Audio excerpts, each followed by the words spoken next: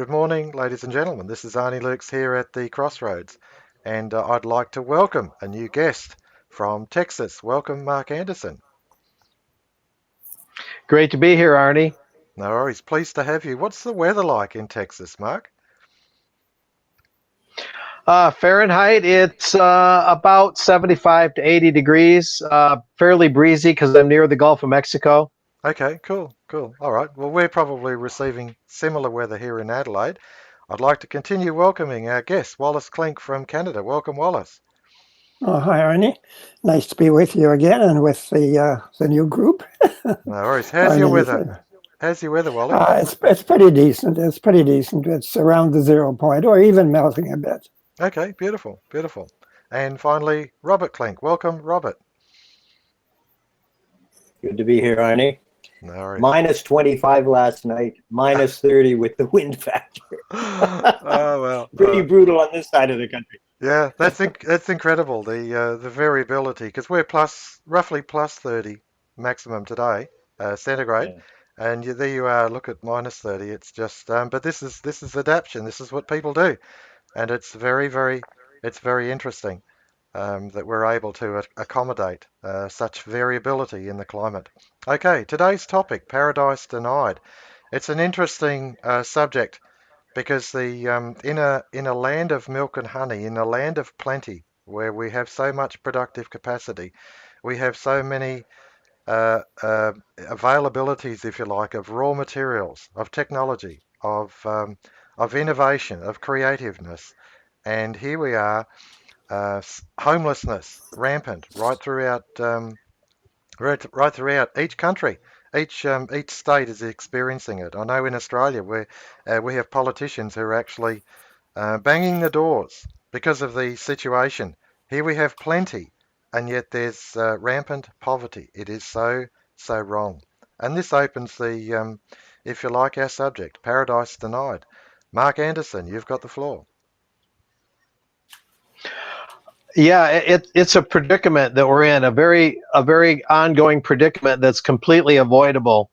As you said, Arnie, everything's available to create a wonderful life, economically, spiritually, politically, and across the board. Hmm. And the key thing to remember is that we're never going to solve our political problems unless we first solve this economic and monetary dilemma, because the governments and the people are both trapped within the monetary monopoly, the monopoly of credit, excuse me. Hmm. And as long as we're within that illicit framework, we can keep switching politicians, we can keep electing new presidents and new members of parliament and Congress, but ultimately paradise will be denied because we're not confronting the monopoly of credit and changing the framework within which governments and individuals operate. So Yeah. we have to make that change. That is the thing that we cannot lose sight of. Yeah, no, that's a very important opening salvo that you're identifying that the core problem, the root of the problem is monetary policy. It's actually central banking, and it's if you like, it's the monopoly of credit that governments go cap in hand to release the productive capacity of the nation to private banks, privately owned institutions. Your thoughts, Wally Clink? Yes, that's true. And when we say paradise, we're not talking about some abstract conception to be applied to everyone. We're talking about a society of abundance wherein individuals are free to seek their own ends and to make their own paradise, if you want, in quotes. Hmm. And that's the type of society that social credit is trying to uh, effect or make possible. Hmm. So it is based on individual freedom, and we want to make that very, very clear. Douglas was quite critical of the idea of utopianism. In other words, the utopianist who has some kind of a concept in his mind of how the world should function, and he wants to impose that particular social and economic structure on other people. Hmm. That's not what we're talking about at all. So we want to be very clear about that.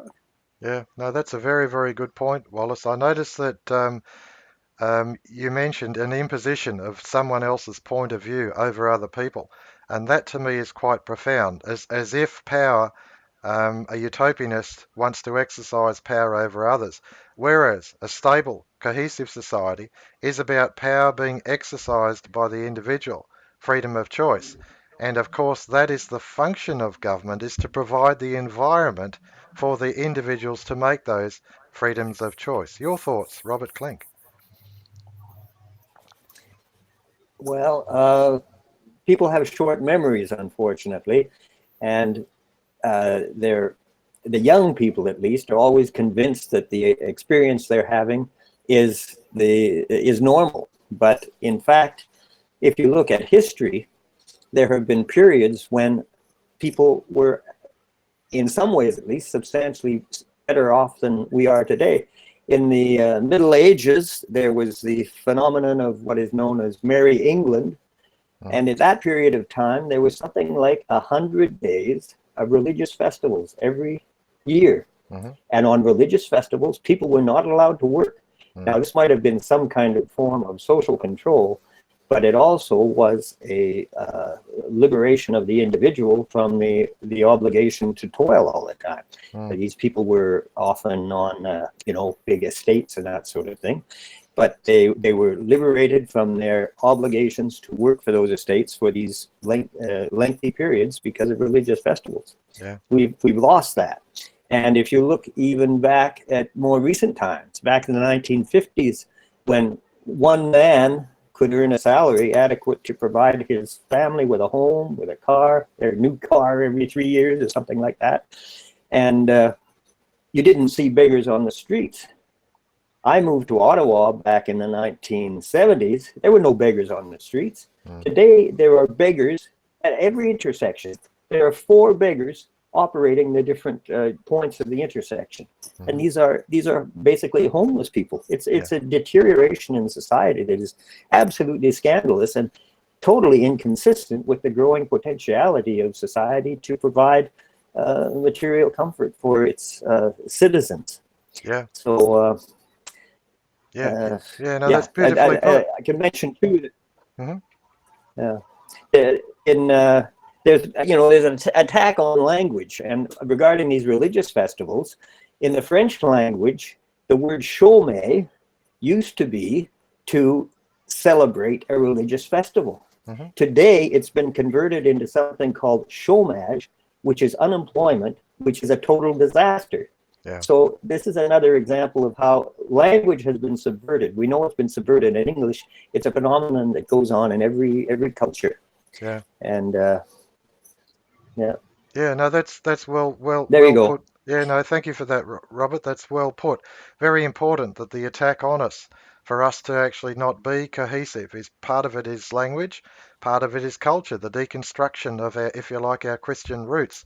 These are all part of culture. It's part of how we built, how historically we built societies to be cohesive, to stay together. Your thoughts, Mark Anderson? Yeah, cohesiveness is very important, and the lack of it is so much a result of this bad monetary system, of this monopoly of credit that surrounds us all. It drives people consciously or unconsciously out of their homelands, and they go seeking greener pastures in another country, let's say Guatemalans or Nicaraguans heading up through Mexico to come into Texas, where I'm at. In fact, I'm near the border, and I've been to the border a number of times and reported on it as a journalist. And although there are myriad things, human trafficking and other motivations that bring people against their will across the border, the main thing, the underlying thing, is this corrosive monetary system. And people in the Far East or the Middle East or Northern Africa are driven into Europe by wars, largely Western wars. And those wars are launched to keep this monopoly of credit alive so it doesn't fall in on itself. Or you have the sometimes deliberately created poverty in Central America, let's say, and then those people are driven out of economic desperation to seek greener pastures in America. And so people are brought together largely against their will, and they're angry, they're desperate, and they don't really want to give up their home culture, so they bring their home culture with them, which is understandable to a degree. But at some point, you have to have either less forced immigration or you have to have real assimilation where the people from other places that come to their new home, where they learn the Constitution and they learn the customs and they assimilate.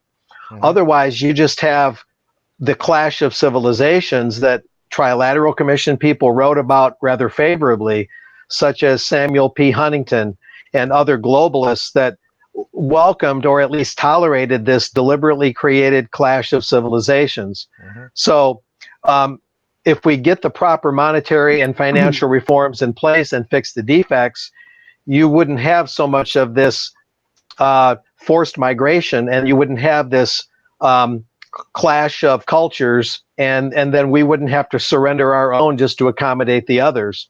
Yeah. So it's a cause and effect thing right down the chain.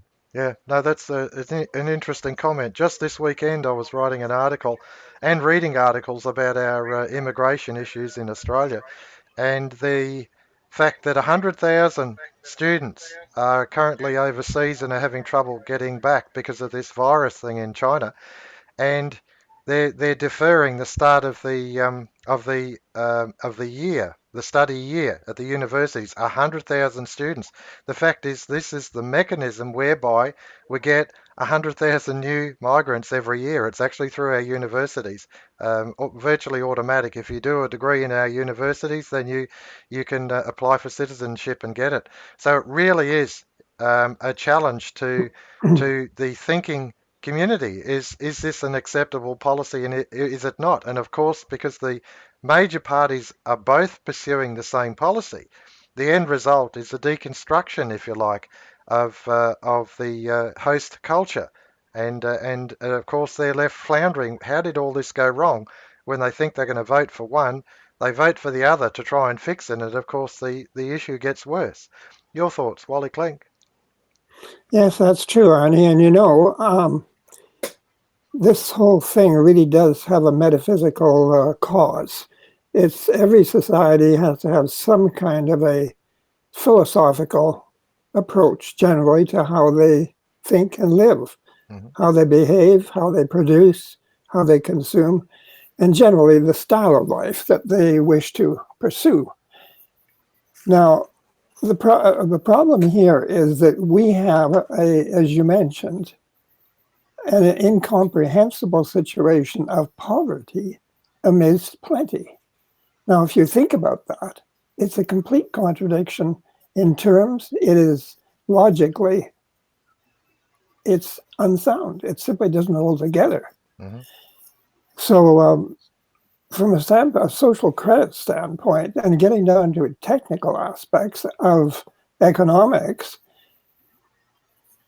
mankind has developed from primitive times by gradual discovery of principles, techniques, which have increased his ability to free himself from the constraints of nature.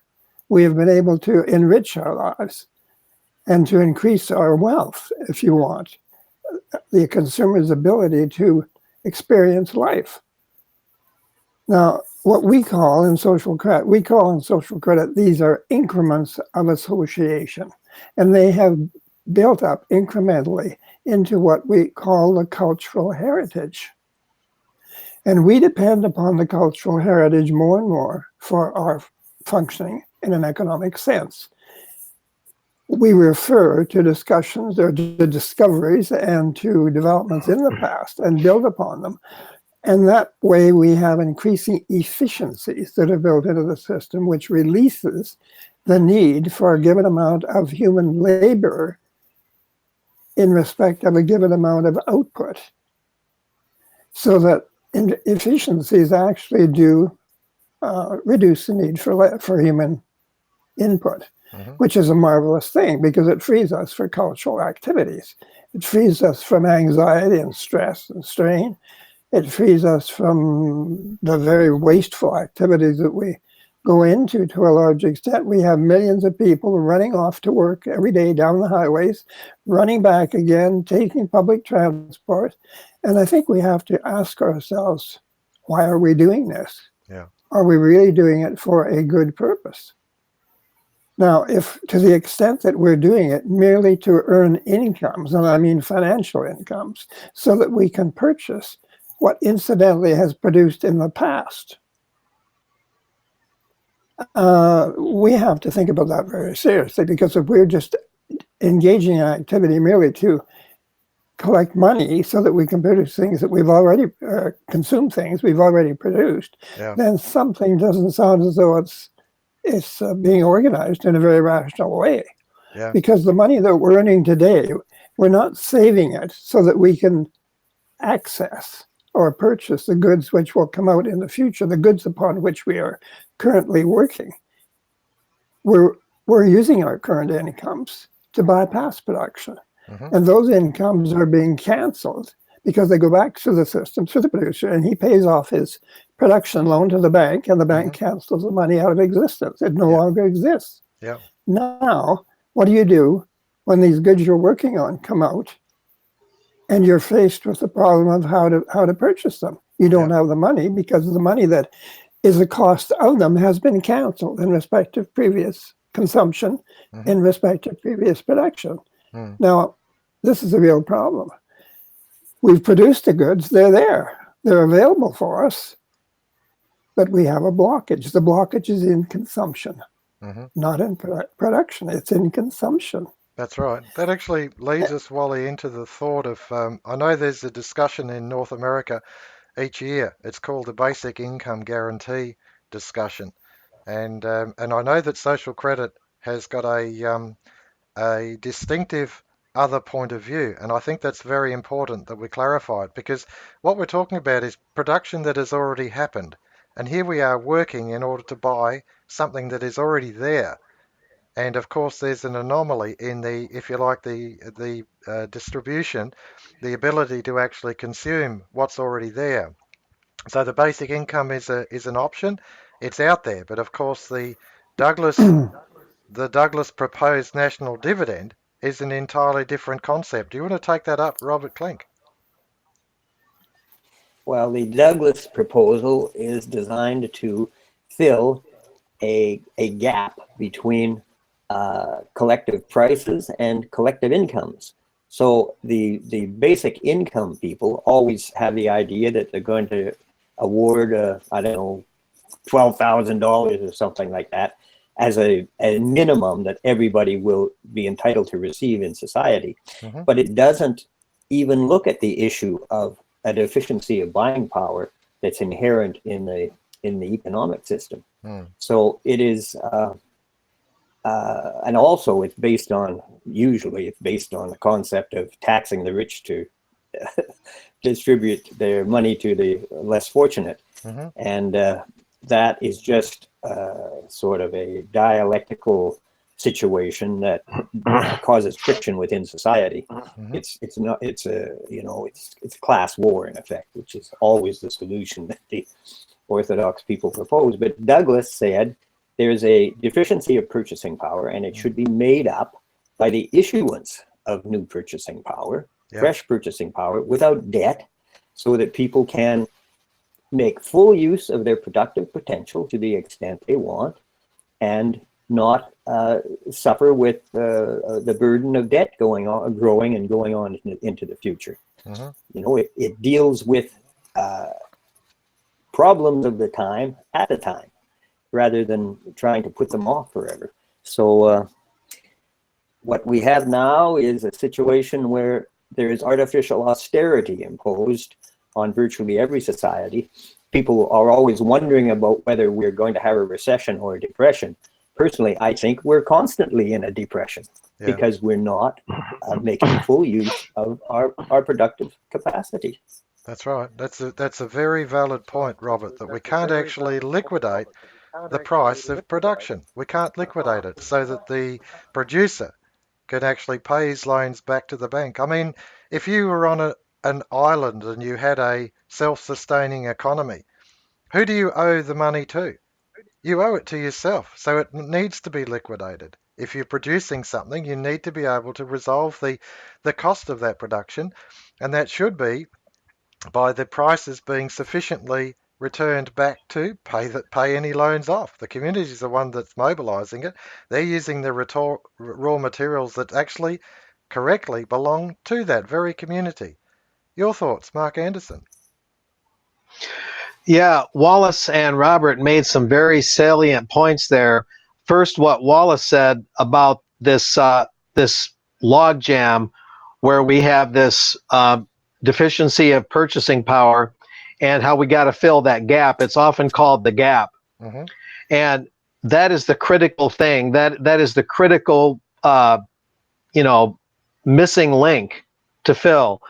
We've talked about the missing link in Darwinism. This is the real missing link. This is the one that matters. This is the one that's true. Mm. Once we fill that with, as they both referred to, debt-free money, and this is new money. Mm-hmm. This is new credit that comes into being. It's not money, referring to what Bob said. It's not robbing from the rich to give to the so-called poor. It's not class warfare. It's new credit to fill that gap between all the prices and debts out there and the relatively paltry purchasing power. Once that new credit is brought to bear, the new money, if you want to keep it simple, then so many things would heal so quickly, and Yeah. so many things would begin to make sense Yeah. so rapidly. And I think the revolution, spiritually and physically, would be almost mind-boggling. And this is why the powers that be keep this under wraps. They don't want this kind of liberation. And to build on what Bob said, it's very important. The basic income thing, while it does have some similarities to social credit, and Oliver Haydorn, the author of Social Credit Economics, is very good at outlining that at his website, socred.org. Mm-hmm. But the similarities, while they're there, they drop off when you consider that you have to rob Peter to pay Paul. You have to dip into the tax till to pay kind of an arbitrary sum of money to people to help shore up their incomes. The problem is that that's kind of like prescribing medicine without a dosage. Social credit, we know, we calculate what the national dividend should be that each person would receive regularly to fill the gap, Mm-hmm. because we know the numbers. But with basic income, they're just winging it. Yeah. And they don't really know what the right amount is. So that's similar to a doctor prescribing medicine without a dosage. Oh, let's just see if 10 ounces will work. You know, we'll just throw the dart at the dartboard. Mm-hmm. But so social credit provides measurement. It provides a way to know not only that we need to fill the gap with a dividend, but how much of a dividend.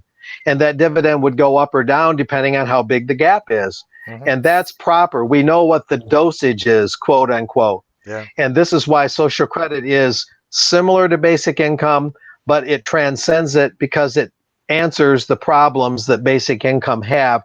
And I'll note that as a footnote, I'm supposed to take part May 21 through 24 Mm-hmm. in Hamilton, Ontario, in a basic income conference. That's very tentative right now. And Oliver Haydorn would be there, among others. I don't know all the details yet, but I'll soon see what's going on with that. But it's very helpful today on this show, Arnie, to be able to sort this out and get my thoughts up to speed on this. Mm-hmm. Yeah, no, very, very important it is, and yes, I have got Oliver's books, and I find them fascinating and very, very thorough. Especially his two smaller books, we actually advertise them on our website, front page, alor.org. You'll see 4 of Oliver's books are there, and they're well worth hunting for, having a look at, because it actually opens up your thinking. Um, Economics is actually not a static thing. It's actually dynamic. And an illustration of my life experiences is that if I boil a kettle, one kettle, that's static. But if I'm continuously boiling, that's dynamic, continuously boiling. In industry, industry is continuously boiling, it's continuously manufacturing. And so the flow of production is continuously flowing, and the wages and dividends are continuously flowing. And this is how you have to actually look at prices. And so liquidating prices, liquidating the cost of production needs to be, again, be a flow, not static. It needs to actually be measurable. Very, very important that it is measurable. And of course, the statistics if you like, need to be available so that the community is aware that, okay, we need to do a new project, build a bridge or a building or fix a road or whatever. And then they know that, okay, these are the numbers, this is how much effort it's going to take, and I need to make my contribution to it. In the whole effort for the community so that it can actually be achieved, be realised. Very, very important. It's actually observable. And that to me is what science is about. It's observable, repeatable. Your thoughts, Wally Klinck? Yes, Arnie, historically, economics has taught that in the process of production, you generate costs and prices, but also distribute incomes. And it has always been pictured as a circular thing where the incomes are equivalent to the costs and prices. That is true, but there's a lag, and the lag gets bigger and bigger as time goes on. Money that has been distributed but is prematurely canceled, as happens in our economy, is not available as purchasing power. It may have been created and distributed, but if it's prematurely canceled, it's no help to the consumer, because the consumer can only use money that is in his hands and available for production. And you see, Douglas looked at economics as flows. You have a flow of costs and prices, and you have a flow of incomes. The two do not equate in time. In each cycle of production, your costs and prices are much greater than your incomes, for the simple reason that, as anyone should know, business has not only labor costs, which are incomes, but it has overheads in respect of capital and so on, the costs that are brought in from goods and services from a previous cycle. And those costs are allocated to prices. They don't distribute new incomes, they're just allocated to prices. And the more you modernize your economy, the more your costs become due to non-labor factors. And that means that the gap gets bigger and bigger. Every time you increase the efficiency through capital improvements, the financial system actually increases the gap between effective incomes and total costs and prices. The financial system literally sabotages the efficiencies, the real efficiencies, the physical efficiencies that we make in developing our production system. And when we talk about paradise denied, you can see it right there. Our cultural heritage, which is our background in accumulated efficiencies, is sabotaged. And the benefits in terms of distribution on the widest level to the people in general, and the amount of leisure that we can have because of saved effort, is really quite enormous. And so in that sense, our cultural heritage has been appropriated by the financial system, and it has been stolen from us, so that we are just on a treadmill constantly trying to liquidate fictitious debts.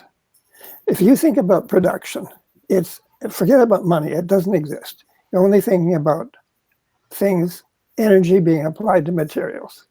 And Douglas was an engineer, so he was quite familiar with that type of process. He thought in those terms. He realized that the real cost of production is consumption. And the real cost of production is met as production takes place on a physical level. There should be no residuum of consumer debt, because the physical costs have already been paid. That's right. Looking at the natural world. The national dividend and the consumer price discount. Robert, could you just work us through the thinking in that in order to liquidate and find the financial system can be placed in equilibrium?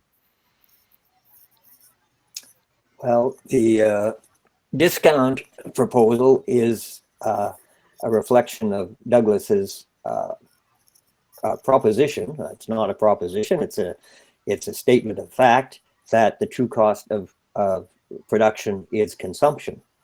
And therefore,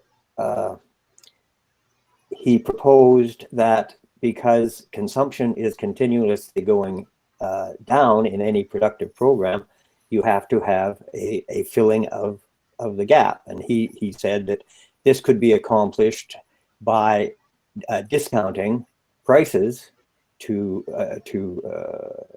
that producers would charge for their products, and that something like a national credit authority could issue credit to the companies discounting the prices so the public could actually buy fully their production. They could fill that gap with a fresh credit. But he also recognized that this wouldn't solve the problem of the needs of the individual for income. And therefore, he proposed that a portion of that filling of the gap between collective prices and collective incomes should be paid in the form of dividends. And these dividends, in the nature of things, would be constantly increasing because efficiency is continuously going up. It's an astonishing thing that we have efficiency increasing at the same time as you have this phenomenon of price inflation, because it is exactly the opposite of what should be happening. Yeah. If consumption is continuously going down because of improvements in productive process, then unless the prices are going down too, you have an unrealistic, you have no reflection, in fact, of the reality of what the real processes of the economy. So, in fact, prices measured in money, should be continuously tending downward. Because if the financial system was reflecting reality, that would be the case. Yeah. In any case, Douglas proposed these two measures, the price discount, consumer price discount, and a national dividend that would be paid on an equal basis to all citizens as a representation of their share in the cultural heritage of society. Yeah, no, that's fascinating explanation. Thank you for that, Robert. I do note that it's 100 years this year since Douglas's first book, Economic Democracy, went into print. 100 years this year, and I'm fortunate, believe it or not, I actually have a copy that has his signature on it, and I was fortunate to receive that for not personally, but at least as a custodian of it. So I'm absolutely thrilled. Economic democracy. In other words, placing financial voting power into the hands of the individual. No different than political democracy, that each person has their own vote and it's up to them how they exercise it. The function of government is to provide an environment where the individual can exercise their freedom, exercise their choices, and make their own paradise, make their own heaven on earth.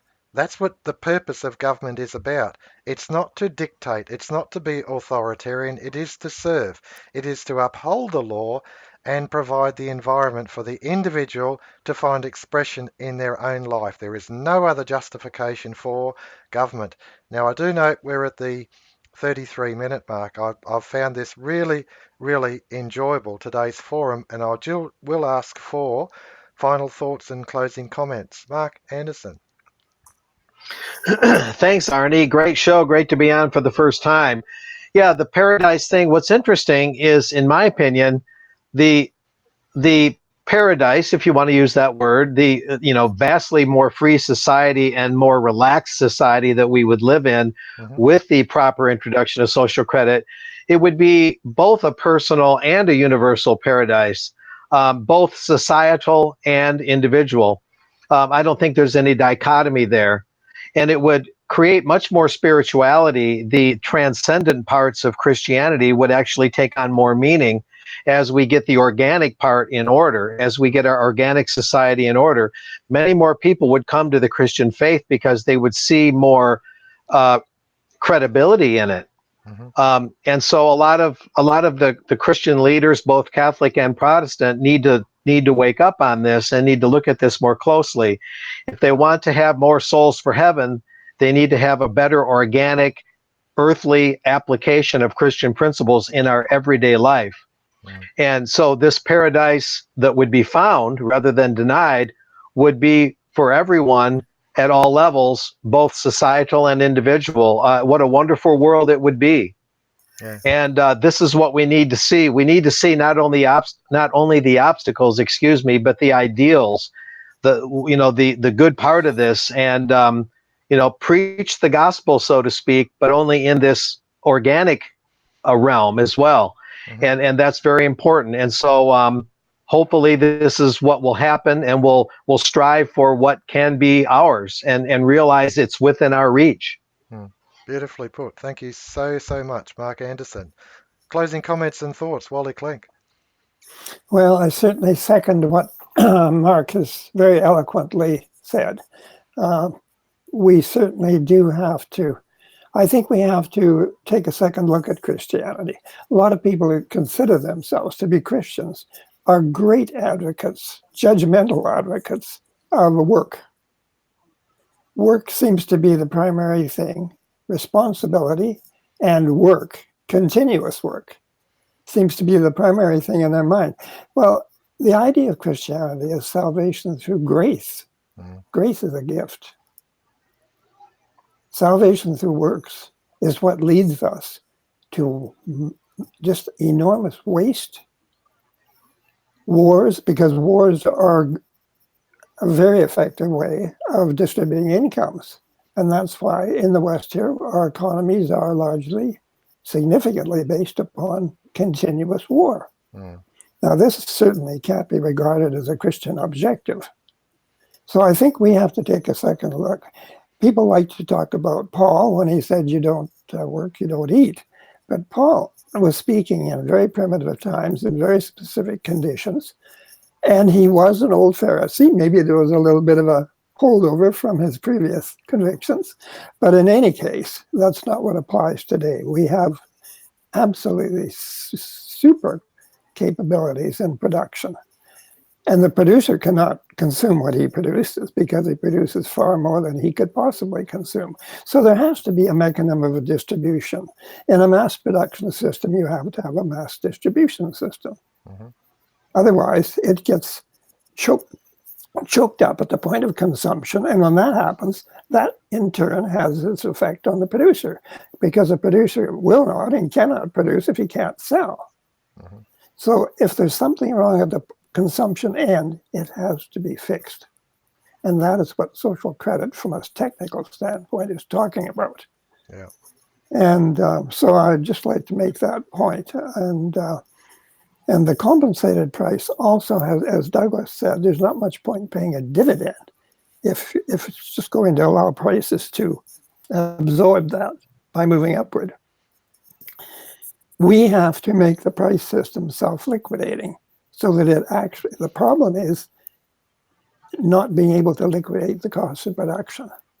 Orthodox economics seems to operate in a very environment out there where prices are just free to go anywhere they want, and there's no reference to cost liquidation in the sense that we mean it, because if you cannot possibly operate your economy in a way that doesn't liquidate costs, and that is where the emphasis has got to be made, not on prices varying according to a quantity of money. Mm. There is competition at the base level where you take up contracts and people will contract to provide services. There's competition there. But at the final stage of the economic cycle, in consumption, there has to be an equation, a meaningful equation and an effective equation of incomes with prices. Thank you. That was very well, and to clarify those points. Thank you, Wally. Closing comments and thoughts, Robert Klinck. Well, I think about the young people of today and the students and the terrible betrayal of them that has happened with the, these tremendous education debts they're burdened with when they graduate from university. they haven't a clue that back when I was in university, my annual my annual fees were something like $350 a session. And when I graduated from university, I had no particular difficulty in coming out with no debt whatsoever. Today, these young people are so terribly burdened, and they just don't have a vision of any other way, because it's what they're told is a normal situation. It's not a normal situation. And I just wish that they could get a glimpse of what social creditors are talking about, and a vision for the future that would give them a hope and the impetus to repair this defective financial system that we're burdened with. Beautifully put. Lovely, lovely vision. Thank you so much, gentlemen, for today. It's been an excellent forum. I have really, really enjoyed it, especially our welcome guest, and hopefully come again, Mark Anderson. Thank you so much. Wally Klinck and Robert Klinck. This is Arnis Luks at the Crossroads. Thanks very much. Yes, Arnie, thank you. And it's been a delight to have our guest, Mark Anderson, with us today for the first time.